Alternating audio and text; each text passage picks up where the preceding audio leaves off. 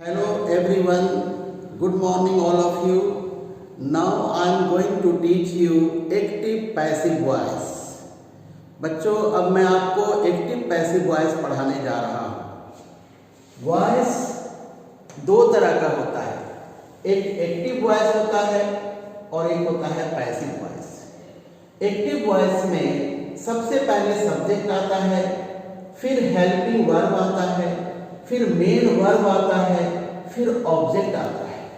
इसमें ध्यान देना चाहिए कि हेल्पिंग वर्ब और वर्ब अकॉर्डिंग टू टेंस होगा, टेंस के अनुसार होगा। पैसिव वॉइस में सबसे पहले ऑब्जेक्ट आता है, फिर हेल्पिंग वर्ब आता है, फिर वर्ब आता है, फिर बाय आता है, फिर सब्जेक्ट आता है। पैसिव वॉइस में भी हेल्पिंग वर्ब और वर्ब टेंस के अकॉर्डिंग होगा, लेकिन इसमें यह ध्यान देना होता है कि वर्ब हमेशा थर्ड फॉर्म में होगा, तीसरे फॉर्म में होगा। अब हमें समझना होगा कि पैसिव वॉइस पढ़ते क्यों हैं। पैसिव वॉइस में सब्जेक्ट जो है एक्शन नहीं करेगा, यानी कि सब्जेक्ट होगा ही नहीं।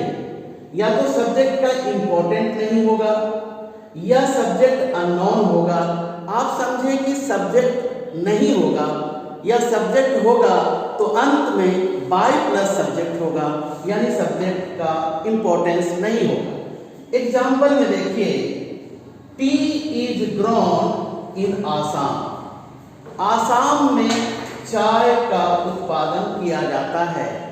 तो यहाँ पर कौन उत्पादन करता है, कौन इसे उगाता है, सेंटेंस में नहीं दिया हुआ है। जैसे चिल्ड्रन आर टॉट, बच्चों को पढ़ाया जाता है, यहाँ पर कौन पढ़ाता है, सब्जेक्ट का पता नहीं है, इसलिए ये पैसिव वॉइस है।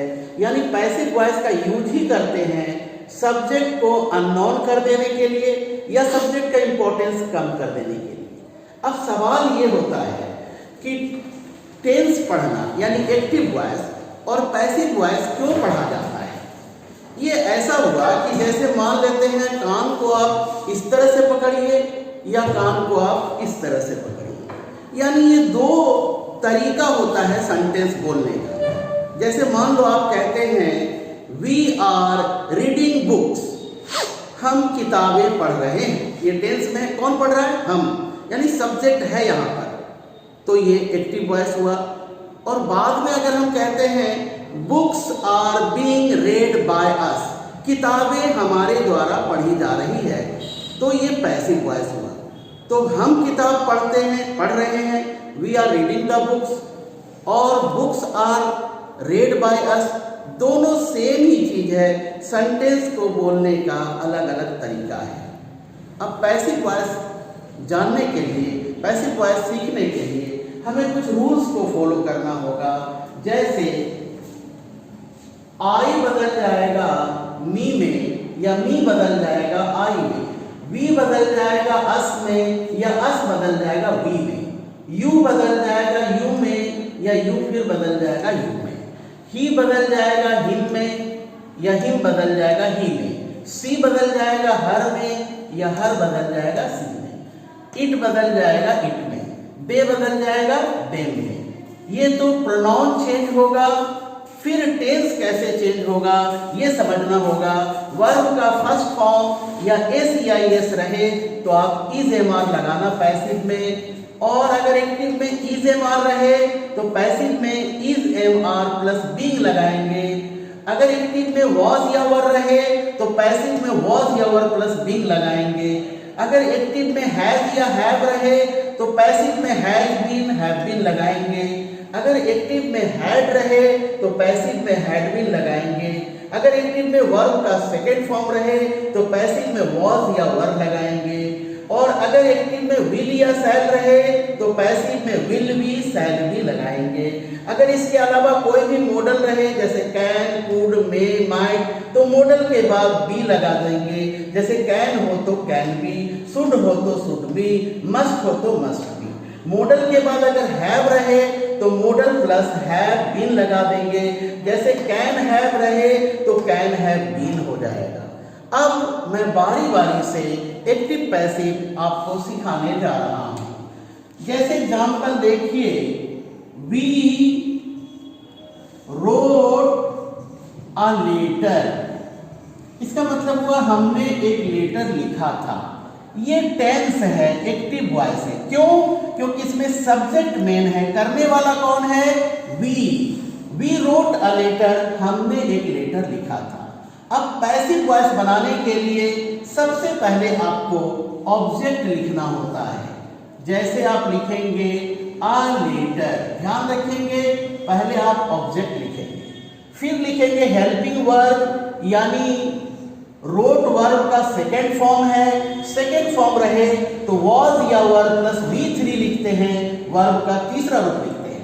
तो ए लेटर के लिए क्या लगेगा? वॉज लगेगा। क्यों लगा वॉज?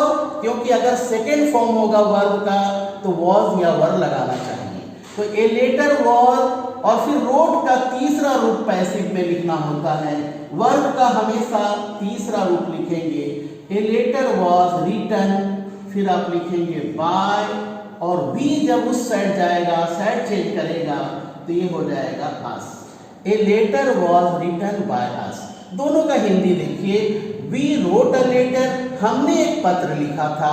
इसमें सब्जेक्ट मेन होता है और पैसिव में ऑब्जेक्ट मेन होता है। A letter was written by us, एक लेटर हमारे द्वारा लिखा गया था। और भी एग्जाम्पल देखिए, जैसे आप लिखते हैं I am playing cricket, मैं क्रिकेट खेल रहा था। ये एक्टिव वॉइस है। इसका पैसिव बनाने के लिए याद रखना होगा, अगर क्वेश्चन में यानी एक्टिव वॉइस में is am are plus verb में ing रहे तो पैसिव में is am are plus being लगा देंगे और वर्ब का तीसरा रूप। जैसे पहले आप लिखेंगे ऑब्जेक्ट क्रिकेट, पहले आपने लिखा ऑब्जेक्ट यानी ये क्रिकेट, फिर देखा हमने कि हेल्पिंग वर्ब क्या है? इज एम आर है, तो is am are plus being हो जाएगा। तो यहाँ क्या होगा? Is being. क्यों हुआ इज बीइंग? क्वेश्चन में तो एम है, एम तो आई के साथ है, लेकिन क्रिकेट के लिए तो एम नहीं लगेगा। क्रिकेट एक खेल का नाम है, सिमुलर है, इसलिए यहाँ इज बीइंग लगेगा। तो क्रिकेट इज बीइंग, प्ले का तीसरा रूप लगाइए, प्लेड बाय, और फिर आई जब उस साइड जाएगा तो क्या हो जाएगा? Me. Cricket is being played by me, cricket मेरे द्वारा खेला जा रहा